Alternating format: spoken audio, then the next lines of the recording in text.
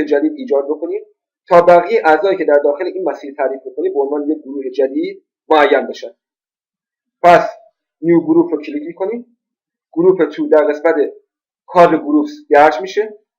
اتفاقی که میفته گروه اول به رنگ خاکستری رنگ ایجاد میشه و قابل تغییر دیگه نیستش، مگر اینکه مجدد به حالت گروه اول برگردیم و بتونیم تغییرات در داخلش ایجاد کنیم.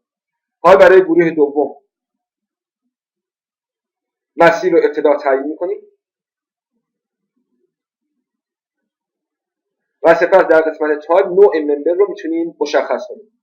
به عنوان نمونه نوع ممبر رو 30 چنل در نظر میگیریم و مقدار سایزش رو 100/10 انتخاب میکنیم. نکته‌ای که وجود داره این هستش که برای اینکه انطباقات بین این اعضا به راحتی و به دقت ایجاد بشه، وقتی برای گروه دوم نوعی از ممبر رو تعیین میکنیم، این نوع ممبر بر روی گروه اول هم تاثیر میذاره.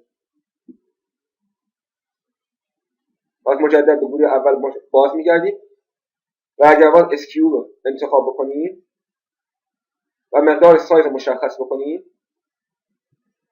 باز هم تاثیرات بر روی گروه دوم قرار داره. اما معمولا این گروه بندی برای ایجاد بین گپ و فاصله بین اعضا هستش. در قسمت اپلای کورنر تریتمنت میتونیم دسترسی داشته باشیم به انواع اتصالات بین گروه ها و یا بین اعضا در داخل گروه. به عنوان نمونه در گروه 1 3 دکمه در اختیارمون هستش. این مایتر طوری هستش که وقتی این دو عضو و همدیگه متصل هستن، برش 45 درجه بینشون ایجاد میشه و در محل برش به همدیگه متصل میشه. حالت بعدی حالت اندبند هستش. یکی از اعضا تا انتها پیش میره و یک قسمت از عضو دیگر رو برش میده. و حالت بعدی جهت برعکس میشه. end but to دقیقاً برعکسه. عضو افقی تا انتها پیش میره تا جایی که برسه به لبه پشتی عضو اولی یا عضو عمودی و عضو عمودی ازش کم میشه، از لحاظ ارتفاع ازش کم میشه.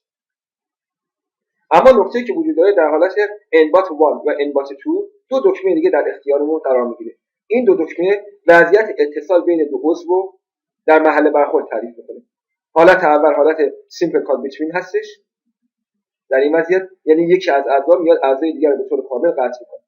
و حالت دوم اتفاقی که میفته این هستش که در محل‌های مشترک عملیات برش اتفاق میفته. به عبارت دیگه قوطی که الان